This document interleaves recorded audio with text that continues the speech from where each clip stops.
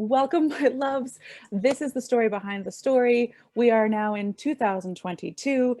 These interviews are brief conversations with women authors, women becoming authors, really about what their core messages are and how putting that into a book has really helped accelerate the whole process. Today, we're joined by Laura Joseph. She's a contributing author to our upcoming book, FEISTY. Welcome, my dear. Well, thank you for having me. It is a pleasure as always. So really, just briefly, FEISTY is, as it sounds, stories of women sort of stirring shit up or using their voices. What, really just briefly, and certainly don't give any spoilers, what's your chapter, what was your contribution to FEISTY about in a little nugget? Tease us into to watch it. So I'm a survivor of domestic violence, and I thought I was averting domestic violence because of my genetics or family lineage, and breaking the cycle to find out how I was not charged, never arraigned, never anything, but incarcerated with my right to a lawyer being denied because of I was very vocal about family courts and granting custody to documented domestic abusers and rapists. Heavy. Now chew on that.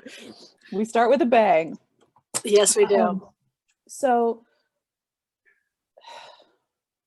there are stories. We each have stories.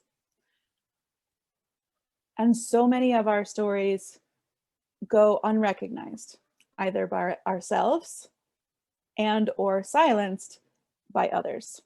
This is your first publication. It's not the first time you've written, but it's the first time you're being published in a book, correct? Correct. What was the process for you in the creating of a chapter? I know it's certainly not your first time telling this story, but what shifted? What was more for you than your previous experiences?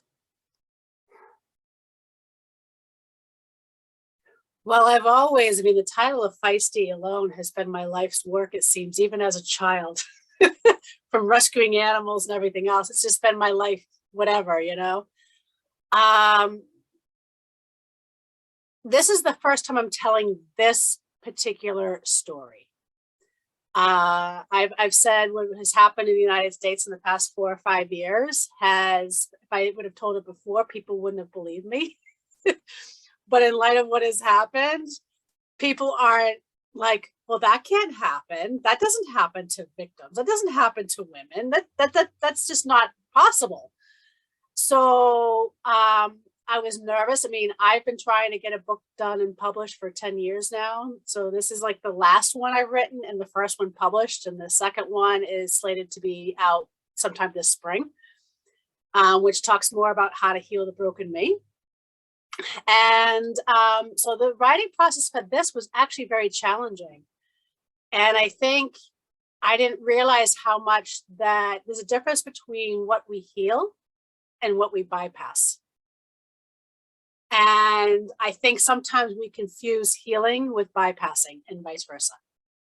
So it made me realize, like, oh crap, I didn't really talk about this part of the story because I have been shamed. I have been judged. I've lost friends. I've lost family. I've lost a business. I've lost everything because of what happened in this story. So there is real ramifications, like when we hear rape survivors, when they talk about their stories, or if they're going up against a powerful politician or, a celebrity, we automatically say that they're lying, right? And and I want to bring you back. I want to bring you back to, it was more challenging than you thought. Yeah, because I had to see I'm already doing it, right? So it's like, I know. That's what I'm here for. Yeah, so it's because we have to look at certain things, and then it's when we write it, then it's the whole process of, am I going to be believed? Is my story credible? Is this going to alienate more people out of my life? Well, So it's like, for some reason we go into the pessimism thing instead of looking at what it could do. And, we don't. it's one of the ways, right? And Huh? it is one of those ways that we try to keep ourselves safe. And this is where we end up self-silencing, because it is easy to go into that space of what if, and not that like, what if it liberates? What if it, no, it's usually this like dark what if. Right. It's very bizarre how that happens. I always say it's like, really we have this thing that comes up with trauma. Why does we get it to the surface? And instead of giving it the good old boot and kick it out of our body and our mind and our system, we somehow suck it right back in, and then we have to redo it again. And it's like, how do we evolve that way? Well, and I hope that your larger book, Healing the Broken Me, answers that question. But I want to draw the attention to anyone who's listening, because it really is quite common in the writing process to sort of approach a story with, I've lived this, I've digested this, now I'm ready to write it, and sit down and put pen to paper and hit, oh, fuck, I'm actually not done. Okay. And that the writing process is a full on another dimension of the healing journey for the writer. Mm-hmm. But one of the things we often talk about is, once you write your story, it's not for you anymore. It's how can your story serve another? And so it moves us from this is mine and that inner space of what if, to who can this help? Who can this serve?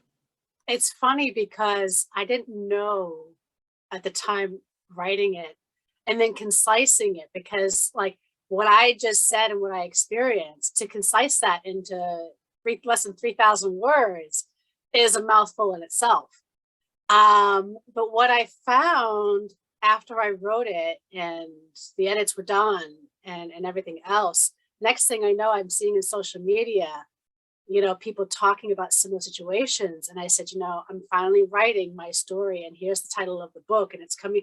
And so it's like, all of a sudden now, it just, the stuff just starts showing up, right? And talking about it. And I've already been interviewed on one podcast already, talking and called Heal. That just got released, I think last week, where I bring in the book as well, and why that's important. And I hear this phrase a lot. All of a sudden. Yeah. All of a sudden bullshit after 10 years of like wrestling with it. It feels like all of a sudden, but when we take action, when we put into motion something that's really important, the synchronicities are everywhere. It starts to show up because we did that missing piece. We followed through and took it's a risk. It is a terrifying risk to tell a story, even when the ramifications may not be so grave as the ones that you're sharing. We all feel, oh shit, what if I say what's real for me? Yeah.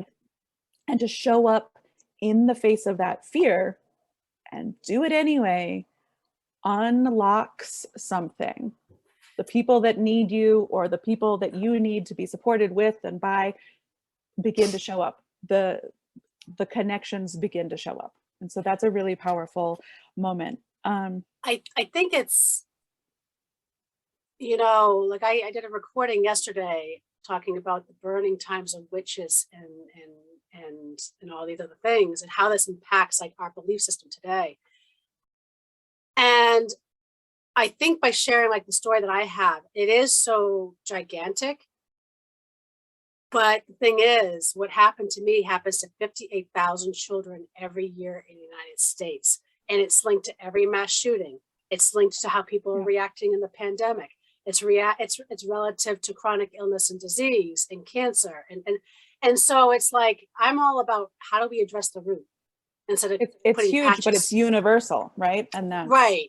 And I think that's the challenge of the writing process, right? Because it's how do you address such a tight niche topic, but yet it's not as tight niche when we really look at the tentacles that all it affects. Well, and this, Right. so I love that you bring that up, because I think a lot of our authors do struggle with, how do I attend to something that's so personal and so complex? And I always say that you don't have to like dismantle the whole thing, because we can share one tidbit, and the reader is the one who takes that piece and puts it into their whole schemata of the whole world. And so you don't have to do it all for them. I think a lot of us as writers feel like we do have to attend to every piece and name everything and show the reader X, Y, and Z and how it all fits together. And that puts too much of a burden on the writer and slows her down. And it just, like, a lot of the time it can just be so overwhelming that we stop. And so I don't think that it's necessary. I think it also could be overwhelming as somebody on the receiving end, because absolutely, I've seen it on the receiving end. Yeah, where because part of my trauma response is I just go, it's too much. Absolutely, and so, I just go, I can't. But it's this too, and so I think as creators and as women with really big stories, it's so important for us to remember, we don't have to take it all on. That's too much for us. And I love that your point is, again, as soon as we become writers, we take our own stories and they're not for us anymore. They're for the reader. So again, it's, what does the reader need here? If it's overwhelming for me to write it and research it and explain it, but it's not serving the reader, then just don't effing do it. You can share a short story fiction piece and have it unlock something for someone, because it's the reader. What do they need where they are, right? What's the reader's journey? They can hear one piece of a story and just know, I'm not alone. I have permission to be, feel, do this thing. And it's not on the author to do all of that. Before I wrap us up, because these are always really brief conversations, why do you think being feisty is such an important quality for women these days? If I may, I know you will anyway. We talked about this in the recording that I just did yesterday. That's going to be coming out in February. And it's especially for white European descent women. We have had our voices silenced for hundreds of years, starting with the Inquisition and the burning times.